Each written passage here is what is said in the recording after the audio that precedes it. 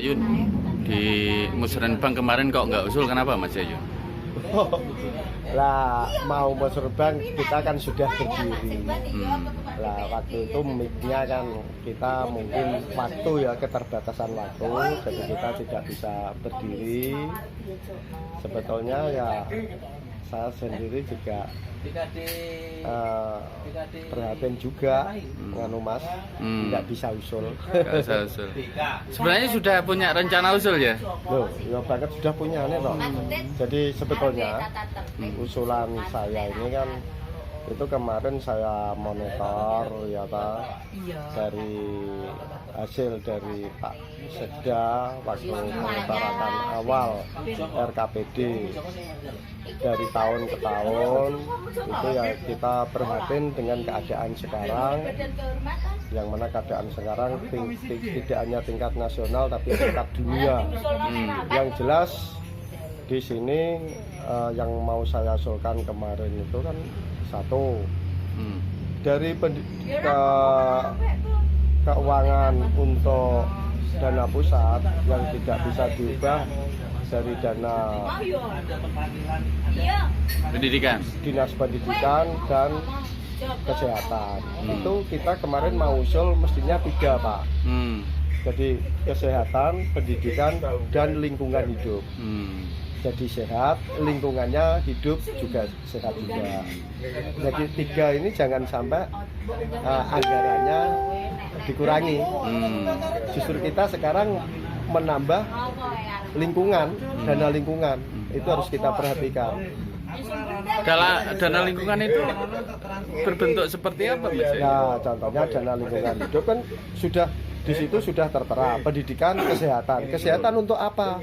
Ya toh, kesehatan mungkin untuk obat-obatan, untuk apa pengadaan barang, dan terbentuk juga bangunan untuk orang-orang yang mau periksa orang sakit. Nah, lingkungannya kalau itu rumah sakit tidak lingkungannya tidak sehat, terus gimana?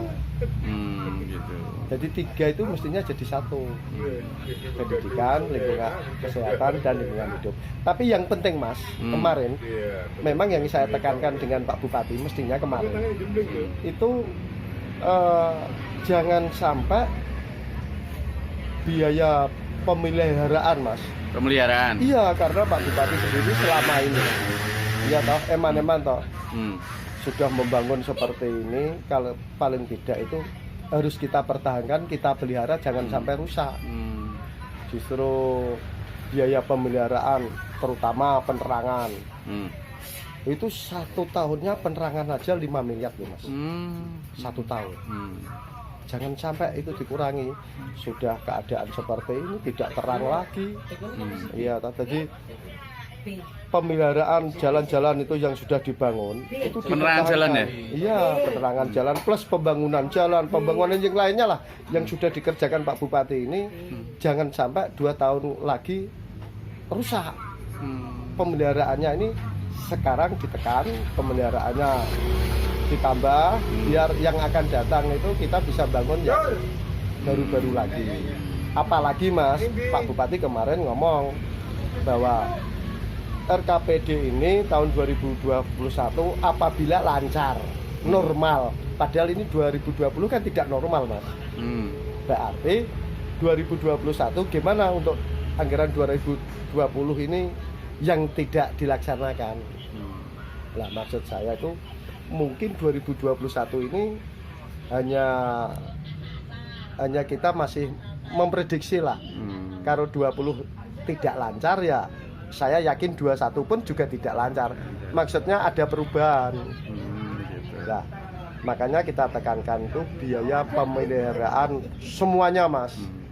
Jadi mulai itu untuk penerangan jalan, pembangunan, penerangan, fasilitas umum juga ya. Fasilitas umum itu juga penting. Jadi jangan sampai pemeliharaan ini dikurangi. Nah, itu kuncinya seperti itu. Nah, dikurangi efeknya apa sih sebenarnya Mas? Nah, kita sudah tidak normal, nanti sudah rusak, ya toh, lampunya pedot semua, tidak ada biayanya untuk memelihara. Mas Ayun, Ya, ini gak seperti penerangan ya? Penerangan ini yang wajib istilahnya diperbaiki. Ini area mana aja sih Mas Ayun? ya terutama penerangan di atas jembatan. Itu kunci. Kalau jalan raya enggak ya? Cepu atau Randu Blatung ke Blora gitu enggak ya? Enggak, ini yang ditamakan skala prioritas, Mas. Tapi pada umumnya, Mas, tadi saya ngomong semuanya lah yang namanya penerangan itu tidak ada jalan dulu atau jembatan dulu, jangan. Semuanya.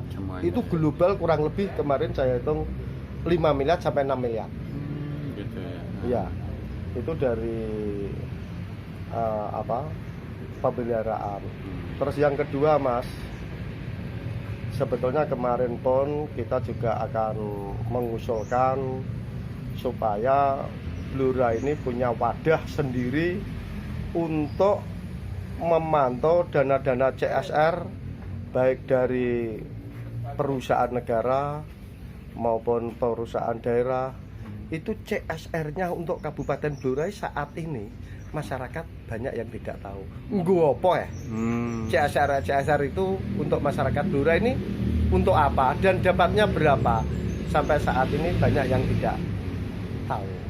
Paling tidak Pak Bupati atau Pemda membuat wadah tersendiri, mungkin atau instansi tersendiri atau lembaga swasta atau independen untuk memantau CSR itu. Gitu. Itu yang kedua. Yang ketiga, Mas, yang terakhir, mengapa kemarin Pak Bupati untuk menghadapi COVID-19 semuanya itu yang pahlawan itu diri kita sendiri. Kok bisa, Mas? Nah, justru penangkapan seperti itulah sebetulnya kalau saya kurang pas. Tetap saya mengakui pahlawan itu ya dokter dan perawat. Ya, itu nomor satu. Karena apa? Karena dia yang menghadapi langsung pasien.